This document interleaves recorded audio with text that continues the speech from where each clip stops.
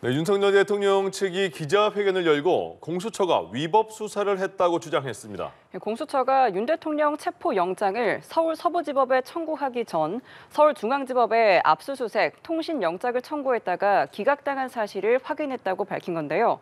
공수처는 즉각 반박에 나섰습니다. 관련 내용 박성배 변호사와 살펴보겠습니다. 안녕하십니까? 안녕하십니까? 예. 오늘 오후에 윤 대통령 측 윤곽근 변호사가 기자회견을 열었습니다. 초반부터 서부지법에 영장 청구한 거에 대해서 윤 대통령 측에 굉장히 반발이 있었잖아요. 네네네. 근데 어쨌든 이러저러한 영장 청구 설명해 주시겠지만 영장 청구를 중앙지법에 했다가 기각돼서 서부지법에 했다 이런 얘기였고 근데 바로 또 얼마 있다가 공처에서 반박을 했습니다. 내용을 먼저 정리해 주시고 풀어주시죠. 윤 대통령 측의 주장에 따르면 예. 공수처가 지난해 12월 6일에 중앙지법에 윤 대통령에 대한 압수수색 통신영장을 청구했으나 기각되었다. 그 이후에 중앙지법에 관련 영장을 청구하더라도 기각될 가능성이 높다는 판단에 같은 달 30일 서부지법에 비로소 체포영장을 청구해 발부받았다. 일종의 재판부 쇼핑이라는 취지의 주장입니다. 애초에 공수처는 내란죄 수사권도 없을 뿐만 아니라 중앙지법보다는 서부지법에 영장을 청구해야 발부받기 용이하다는 판단하에 이와 같은 재판부 쇼핑을 해왔고 이 사실이 최근 확보한 수사 기록을 통해서 확인되었다는 취지의 주장입니다. 윤 대통령에 대한 형사재판이 본격적으로 시작되면서 기소된 이후에는 윤 대통령 측 변호인이 수사 기록을 전면적으로 열람 복사해 볼 수 있는데 7만 쪽에 이르는 수사 기록을 검토한 결과 공수처가 지난해 12월 6일에 윤 대통령에 대한 압수수색 통신영장을 중앙지법에 청구했다. 기각된 사실이 드디어 드러났다는 주장입니다. 근데 공수처는 그 내용은 아니다 이렇게 반박을 했어요. 바로. 즉각적으로 반박했습니다. 사실 윤 대통령 측의 주장이 사실이라면 상당한 파급 효과가 예상되는 상황이라 공수처가 상당히 즉각적으로 반박했다고 볼 수 있는데 압수수색 대상 자체가 윤 대통령이 아니었다. 피의 사실을 설명하는 과정에서 윤 대통령이 영장 피의 사실에 적시된 바는 있지만 구체적인 압수수색 대상은 김용현 전 장관과 국방부 겸사 선관위 등이었지 윤 대통령이나 그 관저는 포함되지 않았다. 물론 윤 대통령 등 32인에 대한 통신영장을 청구한 바는 있다. 그리고 압수수색 영장과 통신영장이 기각되긴 하였으나 그 취지가 내란죄 수사권이 없다는 취지는 결코 아니었고 중복된 수사기관의 영장 청구임을 이유로 기각되었다. 당시 이 사건이 발발된 이후에 경찰, 검찰, 공수처가 상당히 경쟁적으로 수사에 나섰는데 검찰과 공수처의 중복된 영장 청구에 대해서 중앙지법이 어느 정도 정리를 하고 영장 청구를 하라는 취지로 기각하였던 것뿐이지 내란죄 수사권에 대한 명시적인 판단하에 영장을 기각한 것이 아니라는 입장입니다. 이게 좀 내용이 헷갈리는데 변호사님이 보기에는 어느 쪽 주장이 조금 더 타당해 보이는 거예요? 결국 기록을 통해 판단할 수밖에 없는데 윤 대통령 측의 주장도 상당히 구체적입니다만 공수처의 반박 내용이 이 수사 기록에 크게 벗어난 범위에서 이루어지지는 않았을 것이라고 봅니다. 물론 수사 과정에서 각종 영장 신청 내역이나 판사가 영장을 발부 또는 기각한 내용은 그대로 수사 기록에 첨부될 수밖에 없고 이는 기소된 이후에 윤 대통령 측이 열람 복사하는 과정에서 전면적으로 확보되기 마련인데 그 내역, 즉 윤 대통령 측도 이미 확보하고 있는 수사 기록에 반한 주장을 하기는 어렵다고 보여집니다. 판사가 영장을 기각할 때는 기각 사유를 적시하기 마련인데 그 기각 사유로 만약 내란죄 수사권을 문제 삼았다면 이 내란죄 수사권을 상당 부분 수사 단계에서 정리하면서 교통 정리가 이루어졌을 것입니다. 그럼에도 불구하고 서부지법에 체포영장을 추후에 청구한 사정에 비춰보면 내란죄 수사권을 중앙지법이 정면으로 문제 삼기보다는 어느 정도 수사기관 간 수사와 관련된 교통 정리를 하라는 이유로 영장을 기각했을 가능성, 즉 공수처의 해명이 맞을 가능성이 더 높아 보입니다. 지금 국민의힘 주진우 의원이 제기한 주장과는 배치되는 내용이잖아요. 그러면 중앙지법이 직접 입장을 내고 정리할 가능성도 있을까요? 그 가능성은 지극히 낮습니다. 재판부는 판결을 통해 각자의 입장을 밝힐 뿐이지 언론에 자신의 입장을 드러내는 경우가 상당히 이례적입니다. 언론의 입장을 드러내는 경우도 일반적인 사안에 대한 국민들의 오해를 불식시키는 차원일 뿐 구체적인 사건을 두고 법원이 판결이 아닌 해명을 통해서 그 입장을 내비치는 경우가 상당히 드물다 보니 이 사안을 두고도 분명 공수처가 입장을 내비친 상황이기도 한 상황을 덧대본다면 굳이 재판부가 직접 나서서 관련 입장을 내비치지는 않을 것 같습니다. 네, 윤 대통령 측은 이제 불법 수사의 실체가 드러난 만큼 법원은 즉각 대통령 구속을 취소하고 석방할 것을 강력하게 촉구한다고 주장했습니다. 어제 구속 취소 심사 진행 이후에 재판부가 양측의 서면을 받아서 열흘 정도 검토를 하겠다고 밝혔는데 탄핵 심판에 영향을 줄 수가 있을까요? 향후 재판이나 탄핵 심판에 미치는 영향은 공수처의 해명이 사실임을 전제로 크지 않을 것 같습니다. 예. 일단 수사가 진행된 이후에 기소 단계에 이르러서는 피고인이 석방을 구하는 제도로 대표적으로 보석이 있습니다. 그런데 윤 대통령은 보석보다는 곧바로 구속 취소 청구를 했는데 예. 불가피한 측면이 있습니다. 보석은 필요적 보석의 예외 사유로서 장기 10년 이상의 징역에 해당하는 사건의 경우에는 보석의 예외 사유를 규정하고 있는데 윤 대통령의 혐의는 내란 우두머리 혐의로서 법정형 자체가 사형 또는 무기징역 금고입니다. 예. 이 필요적 보석의 예외 사유에 해당하다 보니 구속 취소 청구를 할 수밖에 없었고 구속 취소는 실무상 구속영장 발부 자체가 위법하다는 사유에 한정됩니다. 그렇다면 판사로 하여금 눈에 띄는 사유를 제시해야 하는데 그 눈에 띄는 사유가 구속기간 산정에 오류가 있다는 취지였습니다. 예. 여기에 더해서 내란죄 수사권이 없다는 그동안 여러 차례 반복해왔던 논의를 끌어내려면 실제로 오늘 윤 대통령 측 주장처럼 중앙지법에 공수처가 각종 영장을 청구했음에도 불구하고 중앙지법이 당시에 내란죄 수사권이 없음을 이유로 영장을 기각했다는 사유가 현출되어야 하는데 예. 공수처의 해명에 따르면 또 그 해명이 사실임을 전제로 한다면 내란죄 수사권은 더 이상 문제될 여지가 상당히 낮고 그렇다면 이 사안은 더 이상 향후 형사재판 진행이나 탄핵 심판에 직접적인 영향을 미칠 것 같지는 않습니다. 그렇군요. 알겠습니다. 그리고 그 윤 대통령이 특수 공무집행 방해 혐의로 경찰에 추가로 입건이 됐습니다. 이거는 무슨 내용일까요? 앞서 윤 대통령 체포영장 집행은 상당한 진통을 겪어왔습니다. 예. 공수처가 관련 사건 이첩을 받은 이후에 1차 체포영장 집행에 나섰지만 실패했고 2차 체포영장 집행에 나서 가까스로 성공하게 되었습니다. 예. 1차 체포영장 집행 이후 2차 체포영장 집행 시기가 다가오자 당시 윤 대통령이 경호처내 강경파라 할 수 있는 김성훈 경호차장에게 경호처를 동원해서 2차 체포영장 집행을 적극적으로 저지하라는 지시를 내렸다. 즉 예. 특수공무집행 방해의 공범으로서 윤 대통령을 경찰이 추가 입건하게 된 것입니다.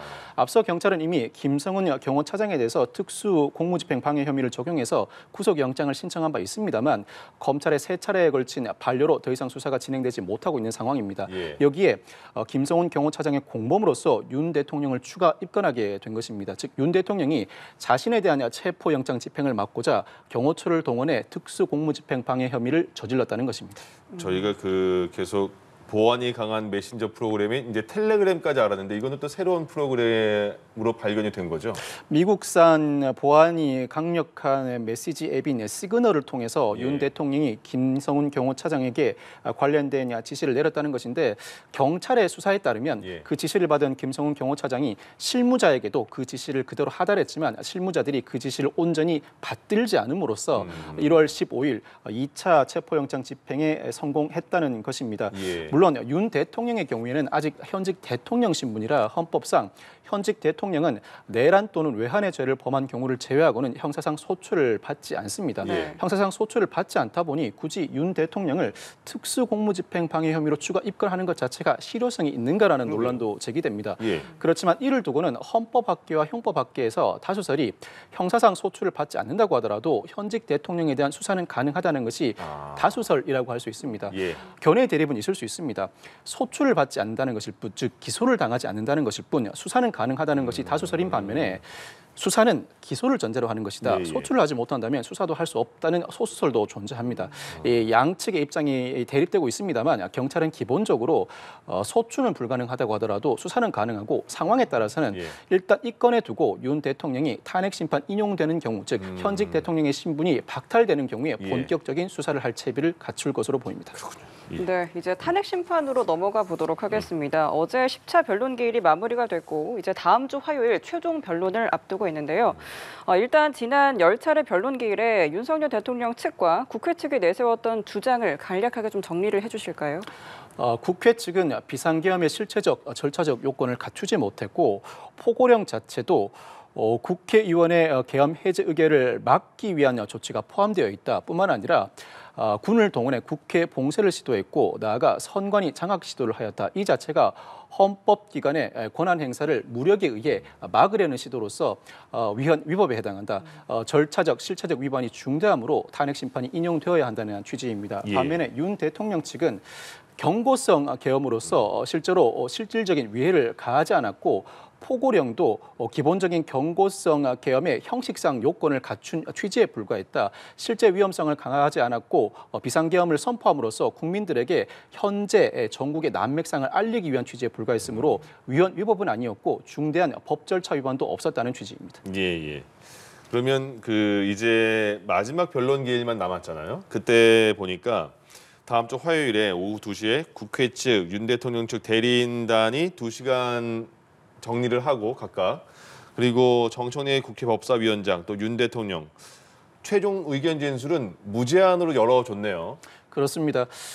마지막 변론 기일은 각자의 입장을 정리하는 기회를 부여하는 방식으로 진행될 것으로 보이는데 예. 국회 측과 윤 대통령 측에 최종 의견을 정리해서 진술할 수 있는 기회를 부여합니다. 그리고 네. 헌법재판소 심판 규칙에 따르면 소추위원에게 최종 의견을 진술할 기회를 부여할 수 있고 피청구에게는 반드시 최종 의견을 진술할 기회를 부여하여야 합니다. 예. 양측에게 동등한 기회를 보장한다는 차원에서 그동안의 주장을 정리하는 최종 변론은 어느 정도 시간을 부여해주고 무엇보다도 소추위원과 피청구인에게 그동안의 소회를 포함한 각종 절차상 진술할 기회를 무제한, 즉 시간 제한 없이 모두 기회를 부여하기로 했습니다. 예. 아마 이 과정에서 상당한 시간이 소요될 것으로 보이는데 추정컨대는 소추위원은 이 탄핵 심판을 진행하는 과정에서 실체적, 절차적 위법이 있었다는 부분은 아주 중요한 핵심적인 내용을 토대로 진술할 것으로 보이고 무엇보다도 이와 같은 비상계엄이 선포된 배경 나아가서 만약 탄핵 심판이 기각된다면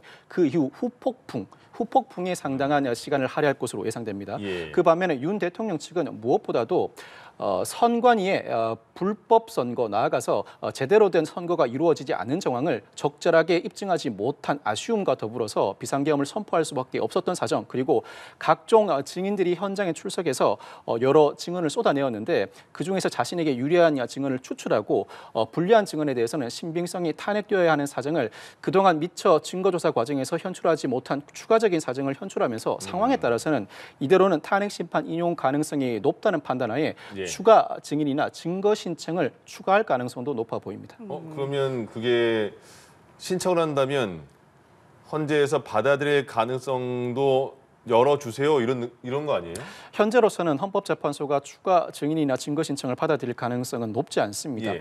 추가 증인이나 증거 신청을 받아들일 가능성을 높이기 위해서는 네. 기존에 현출된 증거나 증인에 대한 신빙성 탄핵이 어느 정도 성공해야 합니다. 이를 예. 전제로 무엇보다도 현장 실무자들을 추가로 증인으로 채택해서 그들의 신빙성을 한 번 더 가늠해보는 절차를 밟아야 한다. 이 정도 심증에 이르러야 하는데 그 정도 단계에 이를 만큼 윤 대통령 측이 기존 증인의 신빙성 탄핵에 성공하지는 못한 것으로 보입니다. 예. 윤 대통령 측도 이러한 사정을 모를 리가 없습니다. 이에 따라서 이미 형사재판이 진행되는 상황이라 각종 수사 기록을 온전하게 열람복사한 상황입니다. 그 수사 기록을 토대로 이 증인은 반드시 헌법재판소 법정에 서야 한다거나 예. 기존의 증인으로 헌법재판소 법정에 선 증인 중에서 진술의 신빙성을 탄핵할 만한 결정적인 정황을 형사재판 수사 기록에서 확보했으니 다시 한번 증인 신청을 해달라는 신청을 할 것으로 보입니다. 예. 이 주장이 받아들여지려면 기존의 증인의 신빙성 탄핵이 어느 정도 성공하거나 예. 그 이후에 현출된 증거라고 하더라도 헌법재판소로 하여금 반드시 증거로 채택하거나 증인 신문이 필요하다는 심증 형성에 기여할 정도가 되어야 하는데 그 기여 정도를 어느 정도 성공으로 달성해낼지는 상당히 의문입니다. 추가 증거 신청이나 증인 신청을 할 가능성이 높지만 그럼에도 불구하고 현 단계 재판 진행 상황에 비춰보면 헌법재판소가 채택할 가능성은 낮아 보입니다. 일단 10차 변론 기일에서 윤 대통령 측이 신청한 증인을 3명을 다시 불러줬고 그러니까 지금 말씀하신 것처럼 추가 변론 기일이 늘어날 가능성 없다고 치면 마지막 그런 결론이 나오기까지 뭐 3월 중순이다, 3월 중후반부다 이렇게 예측을 많이 하던데 변호사님은 언제로 예측하세요? 다음 주 화요일에 11차 변론 기일을 진행하면 특별한 사정 변경이 없는 한 그대로 변론 종결될 것으로 보입니다. 예. 변론 종결되면 헌법재판관들이 평의를 거치는데 사실상 헌법재판소는 지난주에 변론을 종결할 태세였습니다. 그렇지만 윤 대통령 측에 추가 증인 신문 요청을 받아들여 10차 변론 기일을 열었고 그렇다면 그동안 각 헌법재판관들은 어느 정도 심증을 형성했을 것입니다. 네. 아마 법리 검토는 충분히 거듭하겠지만 어느 정도 심증을 형성한 상태에서 평결 과정에서 각자의 심증을 모아서 종합하는 과정을 밟게 될 것인데 이 과정이 그동안 심증을 형성했을 것으로 보이는 상황이라 오래 걸리지는 않을 것 같습니다. 그렇다면 기존 전례에 비춰본다면 통상 변론 종결일로부터 2주 뒤에 판결이 선고되는데 예. 그 기간을 넘길 가능성은 낮다. 그렇다면 적어도 3월 11일 전후에는 판결이 선고될 것으로 예상됩니다. 예. 네, 이 탄핵 심판은 마무리 단계지만 내란 사건 형사 재판은 이제 시작이 됐습니다. 다음 달 24일 2차 공판 준비 기일이 예정돼 있는데요. 검찰은 서면 증거가 7만 쪽에 달해서 집중 심리가 필요하다며 재판을 주 2, 3회 진행해달라고 요청한 상태입니다. 탄핵 심판이 주 2회 열렸던 것처럼 형사 재판도 좀 빠르게 열릴 가능성이 있겠습니까? 이 사건은 이미 전담재판부가 이 사건과 관련 사건만 맡고 있습니다. 당분간은 여타 사건은 배당받지 않습니다. 예. 집중적으로 심리할 수 있을 만한 환경은 충분히 조성되어 있습니다. 뿐만 아니라 어제 첫 공판 준비 기일에 윤 대통령 측은 수사 기록을 온전하게 검토해 보지 못했다는 이유로 예. 공수사실 인부도 하지 않았고 증거 목록에 대한 의견도 밝히지 않은 상황입니다. 다음 달 24일에 두 번째 공판 준비 기일을 여는데 재판부는 그날 공판 준비 절차를 마무리하겠다고 공언했습니다. 그때까지는 윤 대통령 측이 수사 기록을 충분히 검토하고 공수사실 인부뿐만 아니라 증거 목록에 대한 의견도 밝혀야 합니다. 예. 그때 이 사건을 어떠한 방식으로 진행할지 재판부가 결정할 것으로 보이는데 주목되는 부분은 검찰이 병합 심리보다는 병행 심리를 원했습니다. 무슨 물론 차이예요? 집중 심리는 모두 전제됩니다. 예. 이 병합 심리는 윤 대통령뿐만 아니라 이 사건과 관련된 군인 신분이 아닌 민간인 신분은 모두 다 이 재판부에 공소가 제기된 상황입니다. 네. 예를 들어 김용현 전 국방부 장관, 노상원 전 정보사령관, 조지호 경찰청장, 김봉식 서울경찰청장 등입니다. 이들 피고인들은 윤 대통령보다 먼저 기소가 되어 있는 상황입니다. 예. 모두 구속 기소된 상황인데 구속 기소된 사건의 경우에는 1심 재판부가 최장 6개월까지 각 피고인을 구속할 수 있습니다. 만약 병합 심리를 하게 되면 사건 번호가 하나로 부여되고 예. 공동 피고인으로서 동시에 재판을 받게 됩니다. 병행 심리는 각자 사건을 진행하되 심리만 따로따로 진행을 하는 것입니다. 즉 예. 심리를 동시에 진행하되 각 사건은 병렬적으로 나열되어 있는 형태가 됩니다. 그런데 병합 심리를 하게 되면 공동 피고인이므로 마지막 피고인까지 모든 심리를 마치고 한 번에 판결을 선고해야 합니다. 예. 그 경우에는 검찰 입장에서는 예를 들어 김용현 전 국방부 장관은 지난해 12월 말에 기소가 됐습니다. 반면에 윤 대통령은 1월 말에 기소가 됐습니다. 예. 한 달 정도의 차이가 있습니다. 그렇죠. 병합 심리를 하게 되면 마지막 윤 대통령에 대한 심리를 마치기 전에 김용현 전 국방부 장관이 자신에 대한 구속 기소가 이루어진 시점에 비춰본다면 6개월을 도과할 가능성이 있습니다. 예. 김용현 전 국방부 장관을 석방한 상태에서 재판을 진행해야 합니다. 이 상황은 막고 싶은 것입니다. 네네. 즉 병행 심리를 통해서 심리는 동시에 진행하되 사건은 모두 병렬적으로 나열해 두면 김용현 전 국방부 장관에 대해서도 심리가 어느 정도 마치면 윤석열 대통령에 대한 심리를 마치지 않은 단계에서도 석방하지 않고 바로 선고를 할 수 있습니다. 각자 선고를 할 수 있게 되는 효과를 누리게 됩니다. 이와 같은 의견을 제시한 것인데 윤 대통령 측이 다음 공판 준비 기일까지 어떠한 입장을 내비칠지 집중 심리화 받아들일 수 있지만 사실 윤 대통령 측 입장에서는 유리한 형태는 병합 심리입니다. 검찰의 의견에 어떠한 입장을 내비칠 것이며 공수사실 인부는 어떠한 형태, 나아가서 증거 동의 부동의, 증거 부동의 건수가 많게 되면 증인 신문도 상당히 여러 차례 반복할 수밖에 없습니다. 부동의한 상대는 무조건 불러야 된다는 거죠? 부동의한 증인에 대해서는 예. 검찰이 무조건 법정에 증인으로 불러내서 예. 그동안 작성된 진술조서가 자신의 의사에게 작성되었고 조서를 확인한 뒤에 날인 서명하였는지 여부를 확인해야 하는 절차를 밟게 됩니다. 증거 동의, 부동의 수에 따라서 앞으로 형사재판이 어느 정도 길어질지 가늠해 볼 수 있습니다. 예, 알겠습니다. 네, 알겠습니다. 이 시간 박성배 변호사와 함께 이야기 나눠봤습니다. 오늘 말씀 고맙습니다. 감사합니다.